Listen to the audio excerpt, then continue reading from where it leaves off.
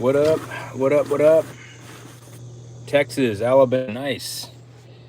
Doing a inbound, just getting stuff ready for filming. Connecticut, dang gum. I hope that's Connecticut CT, right? Hopefully it is. We'll get started in a few. Got a lot of spicy crap to talk about today.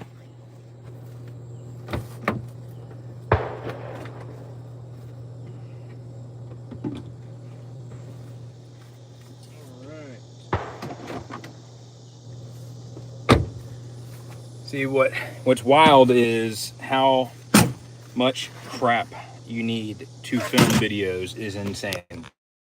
Just bring my range stuff and not have to worry about hauling camera gear. All right, where's everybody coming from? Michigan? Holy smoke. Hawaii? Dude, my wife wants to go to Hawaii really bad. Ohio, degenerate brothers. Go back to here. Ukraine, fighting in 2023, miss it.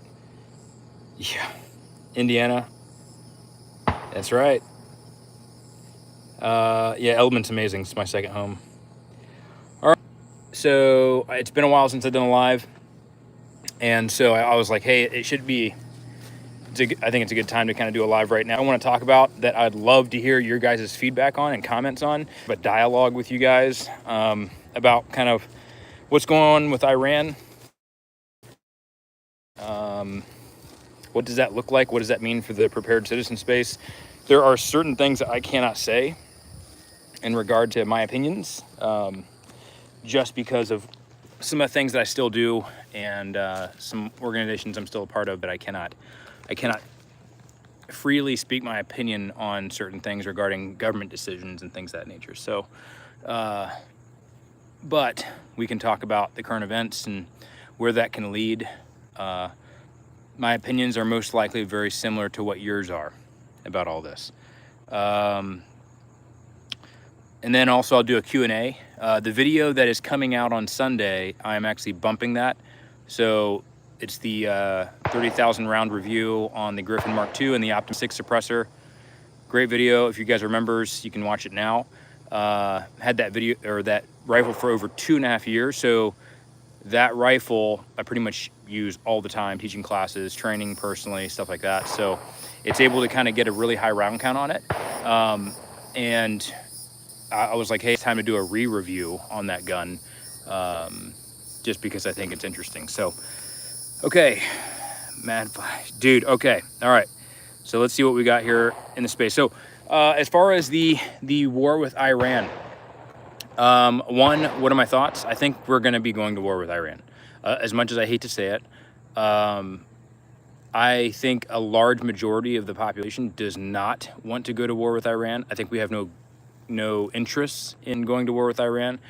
At the same side, the flip side of that coin is a lot of people are also like, well, Iran shouldn't have nuclear weapons. So the big question is does Iran have nuclear weapons, or is this a repeat of what happened in Iraq with the weapons of mass destruction and the Bush administration or the regime? And so I think it was Valhalla VFT. He posted a video showing all the way back to 2001. There are news episodes from 2001 on CNN, Fox News, where Netanyahu was on those news outlets.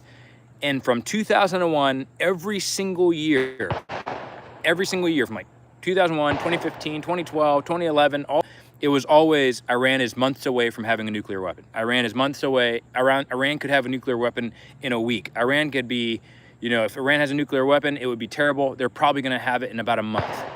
They've been saying that since 2001. So first off, the question needs to be, are there really nuclear weapons in Iran, or is it are they finally executing the same old reason for regime change? And then also, what are the fallout repercussions of that?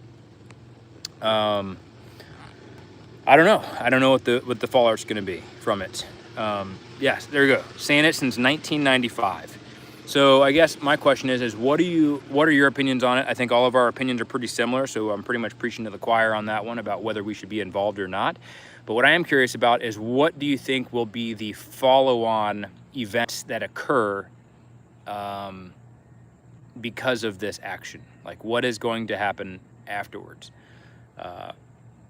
the video that I'm posting on Sunday, that I'm bumping the Griffin Armament video of another week for, I'm kind of pushing out, essentially talking about this type of stuff and then giving reminders about what we should be thinking about. Can we affect change in the world? Sometimes-ish, if you believe that our senators and, congressmen actually listen to what we have to say. I think they do a little bit. Man, maybe I have a little bit of hope that they do. But outside of that, there's really not much you can do to affect change outside of just praying. So what can you control? You can control what you can do. You can control what you're doing right now, the actions you're taking to protect your family, the actions you're taking to prepare your community, working a PACE plan with your community, contingencies, courses of action in case things go wrong, and then having multiple courses of actions to accommodate multiple different types of scenarios that are the most common scenarios. So that's the type of stuff I want to talk about on Sunday. It's all stuff that you guys know. It's just a good reminder. And to be honest, the video is more of a resource for you guys to be able to share with people that are, for lack of better words, normies. So to help them kickstart that critical thought. Like I said, it's things that you guys already know, but I think it'd be a good resource for you to share out for folks who are still maybe, watching football and talking about their new barbecue sauce. Nothing wrong with either of those things, but sometimes we still have those people in our lives, you could probably think about them, who just stick their head in the sand and pretend like nothing's going on. I've got multiple. So I'll kind of go back through and see, what do you guys think is going to happen if we go to war with Iran? I don't think it's going to be good, but let's go ahead and go through some of the comments here. All right. Let Israel defend for themselves. Israel is not the victim. Getting mad flashbacks of George Bush right now. Just ordered the Liberty, it says Liberty Amendment I think you mean armament, to put on my SR-25 build. It's sitting, the Liberty armament, I'm assuming Liberty Precision. The Liberty Precision can is legit. I've only shot one of their cans, ran it for a little bit. It is really quiet. They've been saying it since 1995, I agree. So much for new wars. Either sleeper cells or a false flag. So that is definitely something that I think would happen. I do believe there are a lot of sleeper cells from the 4 years that we had a wide open border. And, Sarah Adams, the CIA analyst, was saying that there are already known sleeper cells, whether that's terrorist organizations and also hostile nations that do not like us, probably for obvious reasons.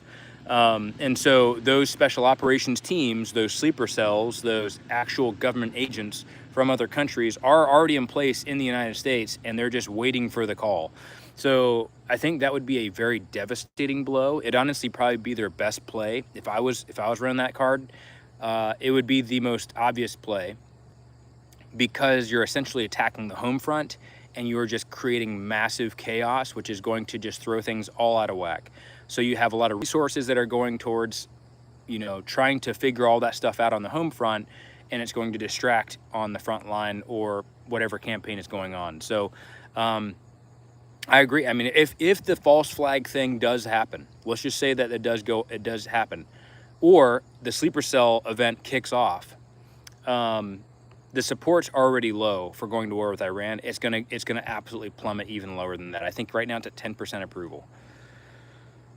Rolling Plymouth Night Regent 21 GMRS radio got pretty cool, guys. Right. Okay, nice. I'm on it for 218. Keep training, develop your relationship with God. Amen. Gas and ammo are skyrocketing. I think it might be over with a Moab. Well, there is a rumor that a GBU-57, which is the largest ordnance that we have in our inventory that is not a nuclear weapon, it's 30,000 pound, essentially a JDAM. You can either push it out the back of a C-130, or you can have a B-2 that can drop it. Either way, there's no other aircraft that can really carry that thing, and it's a bunker buster bomb. It's absolutely massive. The last time we used it was in, I believe, Afghanistan on an ISIS camp, and it was absolutely insane. But we're the only ones that have the B-2. The B-2 is the only thing that can carry that bunker buster. It goes about 200 feet deep before it explodes. So if there are rumors that those have been used to destroy bunkers in Iran, then we've already been there. I mean, I'm not saying I have evidence for that. I'm just saying that's a possibility. Let the enemies of our enemies. It'll drag on. Iraq 2.0, fighting insurgents. China and Russia won't interfere directly, but will definitely support. Wow. Okay. So there's an aircraft carrier sent to the coast of Iran, was set for decommission next year. My bet is going to be a false flag. Interesting. Yeah. I mean, do you think it's going to be another USS Liberty type of scenario, or another Gulf of Tonkin incident? Yeah, man. Like, this is the one thing where it's like, it's, if you start to think about it, the injustice of it all, it's just infuriating. It's just infuriating. Like, much love from Southwest Florida. Hey, how's it going, man? I'm actually here at Bone Valley Industries, which is new property next to the cross, here in Mulberry, Florida. So we'll be hosting a lot of classes here, and also doing classes at Element. There is a class I'm doing with Sidewinder Concepts at the ranch in Texas. So I will be in Texas in the fall. That is a 3-day course. Honestly, it's gonna be an amazing bang for your buck. 3 days, me and Sidewinder, Adrian. It'll be a carbon course, so you get the best of both worlds. So I'll be covering all the stuff up close and gun handling type stuff, manipulation, things of that nature. He'll be talking about the distance side, but we'll be absolutely immersed in training for 3 days. And then also we'll be staying on the compound. So in the evenings will be like a time of fellowship and just connection and, you know, talking and hanging out and stuff like that every night. So that'll be in Texas at the ranch, and that's actually available for sign up now on the website, but I will be in Texas. Yes, as far as where JTAC was, it is only 8 minutes from where JTAC used to be. So really close to where JTAC was. Open gym, our soft open gym happened last weekend. That was really cool. Had all the OG guys that were from back in the day that had been doing it for years came out. It was a good turnout. And on the 12th of July, for those that qualify, or you've been to a barrel and hatchet class, or you used to be an open gym guy and you weren't able to make this last one, you can email ben@wisemancompany.com if you have already gone through a barrel and hatchet class, or you used to do open gym, and then he'll screen you to get you qualified for it. If you haven't and you want to do it, you can take a barrel and hatchet class, and that will qualify you for open gym. It's an amazing community. We're doing it twice a month, multiple stages, team events. It's a freaking blast, dude. And your shooting skills are going to increase so fast. It's awesome. What part of Texas and what dates? For Texas, it's the ranch. It's the big ranch facility. I know there's like 15 ranches in Texas, but it is the ranch that has like the shoot house, has like the driving course. On the website, it has the actual address for the facility. What do you think World War III will look like? Boots in the ground in different theaters are mostly cyber and attacking infrastructure, just bombing each other. I think that eventually, no matter what, if World War III happens, it will eventually go kinetic. And if you want to see what World War III looks like, just look at Ukraine and Russia. And then imagine that on different types of geography. So imagine like you're trying to hide from drones on an island, or you're trying to hide from drones and you're out at sea, and you're shooting at frickin' automated boats that have explosives on them. I could totally foresee drone swarms on ships, along with anti-ship cruise missiles that are striking you. So if you're on a ship, I mean, survivability it would be probably similar to World War II in terms of just living on the edge all the time. Like either you're gonna get sunk by a drone, or you're gonna get sunk by an anti-warship missile, and it'd be pretty miserable, man. Like World War III, here we're gonna go down a rabbit hole. If you guys want to go down this hole with me. So if you've never heard of Albert Pike, if you guys have heard about Albert Pike, let me know. Okay, hold on a second. Eric, been trying to contact you. You said something about being a father that really spoke to me and was what I needed. Thing. Oh, wow. Okay, yeah. Hey, shoot me an email, team@barrelhandhatchet.com. Right now, it is insane. I am so backed up on messages, but emails, eventually I will get to them. Drones and dishes, why are the rich building? Yeah, I agree. Why are the drones building? Okay, all right, so here we go, rabbit hole. We got one person. Natsvia said that you want to do it, so we're going to go down this hole. So there is a Freemason who is also a part of the Illuminati He was a Confederate general from the Civil War. His name was Albert Pike. Look him up. Crazy to actually research about. I think he's even on Wikipedia. But this dude was like a 33rd degree Mason, super high up in the order. But at the same time, he was also a part of the Illuminati, which, if you don't know, real quick gist of it, the Illuminati and the Freemasons hate each other. If you want to be in the Illuminati, you have to be a Freemason or a part of a secret society to even join the Illuminati. So it's like the inside group on the inside group, right? Well, Albert Pike was I think 2 or 3 star Confederate general and a part of the Masonry. He is the only Confederate general, I believe, in DC that still has a statue of him in commemoration of him that is still standing, and it's very well protected. So that also is going to make you ask some questions. Why is Robert E. Lee and all these other generals taken down, but this random general, Albert Pike, is still, his statue's up and there's a monument dedicated to him, and it's you cannot touch it. And they will not take it down. Why? Because what he did is in the 18th century, he died before World War I. I think he died in like 1890 something. But what's fascinating about him is he wrote a manifesto for how the Illuminati will overtake the world and essentially turn the world into a one world government system where the Illuminati will rule the planet. And the way that they're going to do it is through depopulation, through world wars. So he said, and was crazy, mind you, this has happened, this manifesto came out before all 3 world wars came out, which goes to show you who's really in charge of all of these government powers and agencies and organizations. So he said that World War I would be a very catastrophic war. It would involve all of Europe. It would be started by the Austrians or whoever. Like, essentially, how it started out is exactly how he wrote it. And that also Germany would be the one that would be fighting against most of Europe. He then said that World War II would also occur, that it would be the Jews that were the primary focus, and out of World War II, he said it would be absolutely devastating, that it would be worse than World War I. However, out of World War II, they would achieve a state of Israel within the Middle East, and also the world would be ready for peace and would be willing to do anything to achieve it, would sacrifice any type of freedoms, any type of securities to achieve it, because the World War II would have been so terrible. Mind you, once again, a reminder, this was written before 1900. He said if World War II was not enough to essentially destroy all borders of nations and create a one world government system, which the United Nations was created after World War II, so they kind of did it. He said World War III would occur, and World War III would be the worst of the 3, and also that World War III would be initiated in the Middle East, and it'd be a war against the Zionist Jews and the Islamic movement. So if we look, Alexander Pike, dude, thank you so much for that correction. Not Albert Pike, Alexander Pike. Albert Pike, yes, sorry.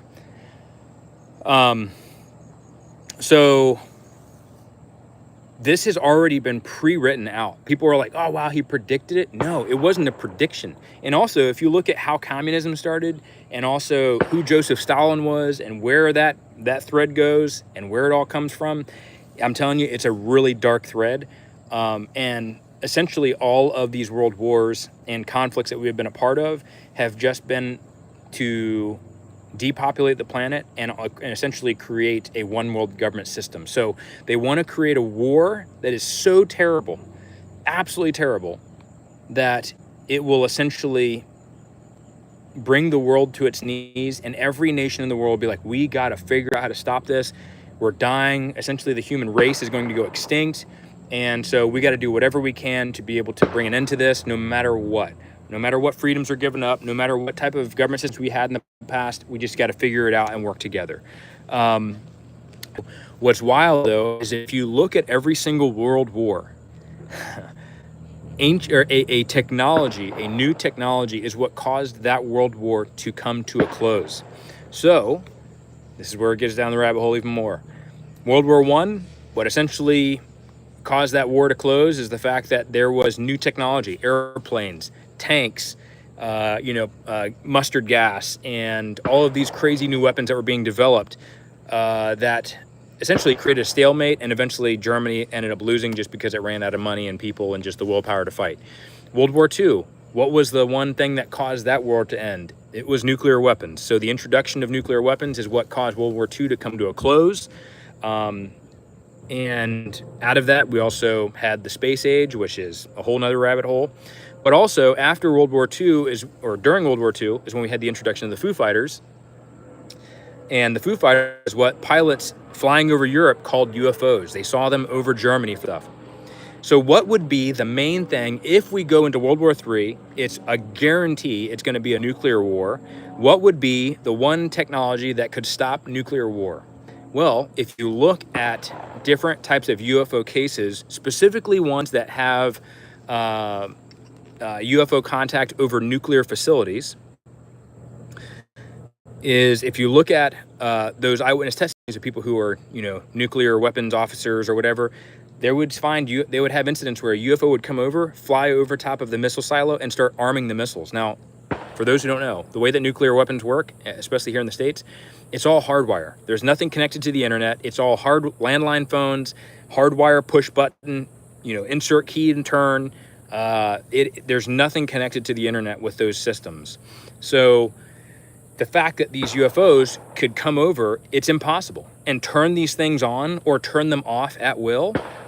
There's also reports of UFOs whenever there was an ICBM launch or nuclear testing that was done.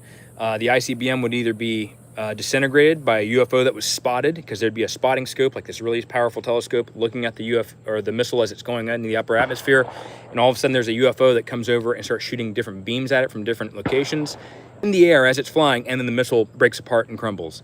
So imagine this. Just take a little bit of a liberty to think about this. Is if there's a world war, a third world war, and you have nuclear weapons that are flying all over the place, and you have nuclear weapons flying all over the place, and the Earth is about to be destroyed. One, it's a great way for the globalists to be able to depopulate the planet, so that way it's easier to control the population because there's a lot less people. And hence the reason why there's all these underground facilities, underground bunkers that the elites are making. In my opinion, I think it's by design, because it's already not known what's going to happen. Like, they are predicting it. It's going according to plan. Like, it's already been written out. So imagine if nuclear war is going on, the humans are about to go extinct, the ones that are above the ground, all of us, the common folk, who the elite are really terrified of. But then all of a sudden you have UFOs that come over and just start deactivating nuclear weapons as they're being used or breaking them apart. And then, people who are left or remain, these UFOs came as our saviors. They stopped us from having nuclear war. If World War III is going to be started by the Zionist movement and the Islamic movement, then religion essentially was the catalyst for why World War III kicked off in the first place. And then the question you have to ask yourself is, who is controlling the UFO craft? Who is the one piloting those things? Is it non-humans? Is it a part of the spiritual realm, or what we call the spiritual realm? Is it interdimensional beings, which the DoD has already written papers about, saying, hey, these things exist, they're flown interdimensionally? Or is it run by big mega corporations that have secret technology from reverse engineered craft? Like I said, we went down this rabbit hole really deep. But it makes you wonder, like, what is going to come next? And that's why I said, we cannot rely, and as all of you guys know, I'm preaching to the choir here, we cannot rely on agencies and governments and politicians to be our saviors. They don't, no matter what they say on the pulpit, no matter what, in any nationality, any country, most likely you are not on the top of their priority list. And so we have to be looking out for ourselves, and we have to be looking out for each other, because that's all we got. And, it's always been known throughout human history that the power has always belonged to the general population. And so the best thing is prepare yourself, prepare your family, have a contingency plan, have a pace plan, have a place to egress to. If you have a go bag, have the go bag ready. The other thing I would also encourage you is something that I've fallen victim to. I essentially get numb to all of the new events, because I feel like every time something big happens, it's like, holy smokes, it's huge news. And then another big event happens and I forget about what happened before 3 days ago, and now it's old news. And you can get numb to it. So continue to be vigilant. Don't be overwhelmed by fear, but have that vigilant mindset where you're looking at what's coming and just be like, hey, let's just make sure we got everything ready, keep everything calm, and just prep yourself, kind of go through this plan to increase your survivability. Don't become a victim of history. The victims of history were the ones who didn't prepare and were never ready. In fact, they were the ones that were like, I got my 9 to 5. I got to pick up, Jimmy from school. I got, daycare I got to pick up Tommy from. Julie's going to dance practice. I got football at 7. Like, those people fell victim to history. I mean, think about right now in Tehran or even in Tel Aviv. Those people probably had the same type of routine schedule that they were following all the time. And now, all of a sudden, they are in a traffic jam trying to flee the city, leaving everything behind, no contingency plan, just trying to figure out to go somewhere else. In Tehran, right now, they're only giving out 20 liters of gas per car. You cannot get very far on that. So, like, where are you going to go? What are you going to do? What are you going to grab? What are you going to grab? Like, is grandma going to grab the Persian rug and take up space in the car when you could be using that to put more food and supplies in? Things of that nature. We as human beings do silly things when we don't have a game plan. So please have a game plan. All right. Let's see. Is Iran going to win or Israel? I think, honestly, it'll be the world that will lose, to be honest. I that's what I think, man. War is a slippery slope. If you look at the world wars, it always starts off between two countries, and all of a sudden, everybody else gets involved. This population will still have more Chinese because they're easier to control and they will control others. Yeah, I don't know. Maybe. Move our gun shop? No. So for those who don't know, the gun shop that I was helping out with was Roy's gun shop. Roy used to be a part of Barrel and Hatchet. Roy actually left Barrel and Hatchet and the gun industry last year due to a family tragedy. And actually that gun shop closed in 2023. So... yeah, but he's doing well. He's in the plant nursery business. Yeah, the things that I think about is like, what type of future are we leaving for our kids? What type of future are we leaving for our offspring, our grandkids? Like, and as I'm getting up there in age, I'm turning 36, and like, it's like, what are we leaving for them? Like, we're leaving them nothing. And that's why it's so important, like, teaching your kids about like what to put stake in. First off, you put stake in God. He's the only thing that can give you hope. Jesus is the only one that can provide for your future. He's the only one that actually truly cares about you, and he's the creator of the universe. And that's who you need to put your hope in. Do you think it's wrong for Israel to attack Iran? I mean, to be honest, guys, Iran and Israel, like, for those who are in that conflict, like, I don't know, part of me is like, just like, you guys figure it out, right?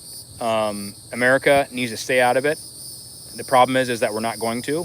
I guarantee it. I think we're going to get involved. But eventually, just like every world war, more and more people will become involved. I mean, think about what Albert Pike said. It's going to start in the Middle East. It's going to start between the Islamic movement, which is Iran, as far as a more militarized faction of it, and the Zionist movement in Israel. Like, we're seeing it unfold right now, and it's by design.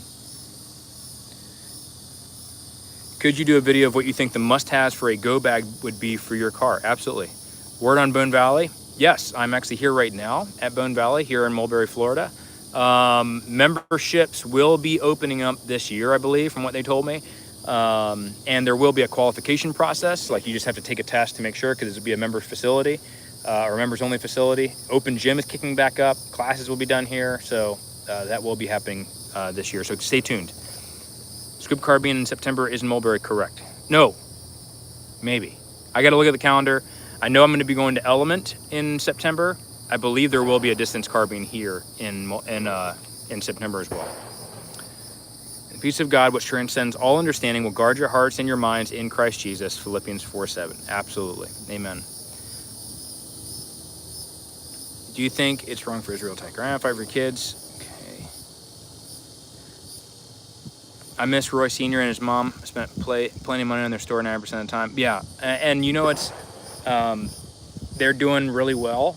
I know they're still healing from that, from when Mrs. Palmer passed away.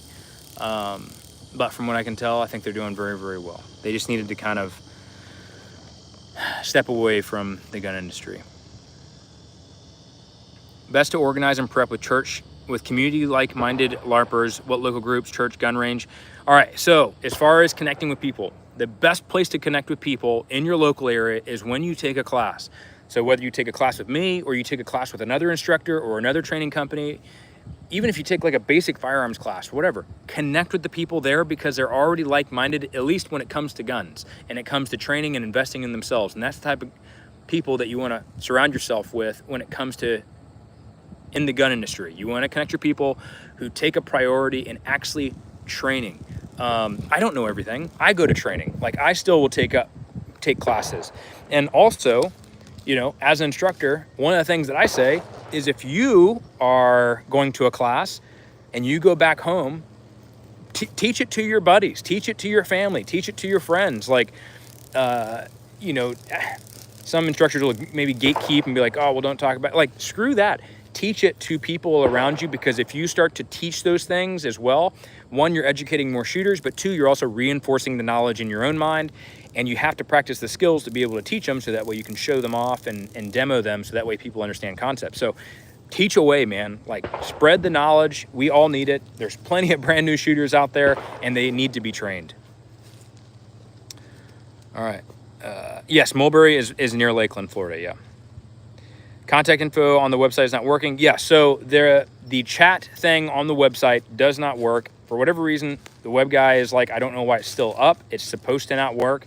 If you need to get a hold of me, you can email me at team@barrelandhatchet.com. But the little message icon does not work. It shouldn't even be there. Well, Beer Matt from West Palm, will there be transient memberships like you had at the other range? I don't know. That's a great question. I can ask the owners. How exactly does Iran go nuclear or transpire until World War III? The UAE have OPEC and much of interest in staying out of it. In fact, they support regime change in Iran. I don't know, man. It goes back to one of those things where it's like, no matter how this cookie crumbles, I don't want it to be happening. Like, and I also don't think that, like, the U.S. needs to be involved, because what's happening is there's a fire, Iran and Israel, whatever side you're on, you know, whatever side's justified, that's between them. It's the same exact thing with Russia and Ukraine. Like, in my opinion, whether it was just or unjust, what ends up happening is it starts off as a small fire, and then it quickly grows out of control, and before you know it, the entire world is in conflict. And I don't know about you guys, but I've had this gut feeling, no matter who I talk to, no matter whether it's at church, whether it's in the community, whether it's with the shooters, whether it's in class, everybody knows that something is coming. Like, I could just feel it in my gut. Like, I just know it. I know something's coming. It's right around the corner. I don't know what it is. I don't know what it's going to be. And the only thing I can do is just pray and prepare. Like, and for those who prepare, people are going, like you guys, they're going to need you to be able to, you know, step up. And there's going to be people out there who are going to have no hope when everything is gone and their world is flipped upside down. Just like all the refugees and the conflicts around the world, they leave everything behind. Their world is completely destroyed. Like, put yourself in those people's shoes. How would you react, right? How devastating would that be? You're leaving behind all of your wedding pictures and stuff that your kids drew you, and all the stuff that your kids had, and toys and memorabilia and memories and all possessions, like, gone, just gone. And then you're trying to figure out where to go and what to do and how to protect your kids and how to feed your family. Like, those are all real decisions that people are making all the time in these conflicts. So my question, I guess, is for the group, what would you do? And are you ready for that? You know, the good thing is if you never have to use those skill sets, I hope you never do. I hope that is the case. As you train up your kids for that, you're essentially just training warriors in the future. So that way your kids can teach their own kids about how to be warriors, how to be prepared, how not to be a liability, how not to be a statistic. And we pass on that warrior culture to the next generation. Yeah, dude, I'm telling you, I just had this gut feeling, man. I've had a gut feeling that something's coming. I don't know what it is, but everybody I've talked to has also had the same feeling. Yeah, so, all right, off subject, little brother. God bless you. I'm attending a class next month. Is there extra points for gunslinger? Made time but not consistent with first shot every time. Average 107 for all three. Yeah, I mean, like, whenever you come to class, it'll be a good time. Everybody starts off on the same page. And the great thing about shooting is no matter, the concepts are very simple. Like, it's not advanced, it's not cosmic, it's very simple. It's just the basics, and you get really good and fast at the basics. And if you ever are doing a very simple drill, you can always add stress by just trying to do it faster and more accurate. So class will be a good time. The one thing I can say about class is make relationships with the other students. Talk to people, become friends with people in the class, and build that community there. My wife is of the same mind in all this. She has the same gut feeling, and we're doing our best to prepare our dutters. Love your channels. Don't post much, but keep up the content. Prepare for the good fight. Hey, man, thanks for being here.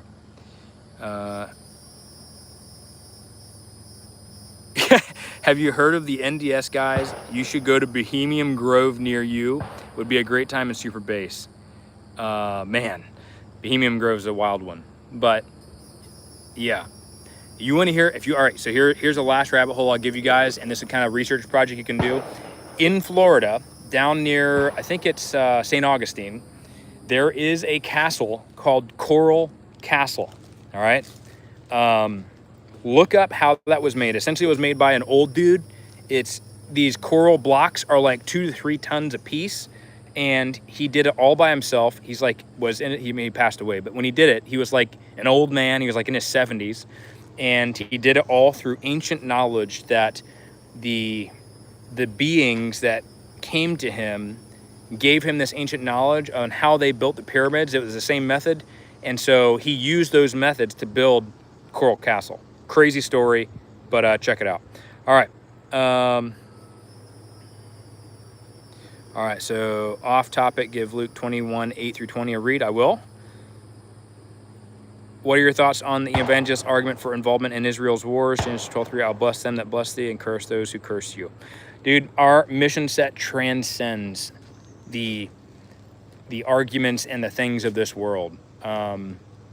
I think that it's our duty and our job as warriors to be able to train ourselves, to be able to protect people, to be able to provide them a safe haven, to be able to look after your first ministry, which is your family, and then use that opportunity to provide people real hope, which is in Christ Jesus, and the hope that he provides, and talk about the relationship that he wants to have with them, to be able to save them from being a slave to this world. This is like why, if you have your hopes and dreams all locked up in the things of the world and governments or organizations or this political leader or that political leader or this country or that country, you're going to be hopeless, because it's all going to fall short. It's always going to fail you. Man will always fail you. I will fail you, but God will never fail you. And so anyways, guys, thanks again for checking out this live. Hopefully it was a little informative. Train hard.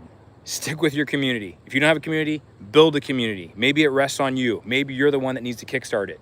Even if that community is your immediate family and the close family members and friends you have around you, start the conversations, start building those courses of action.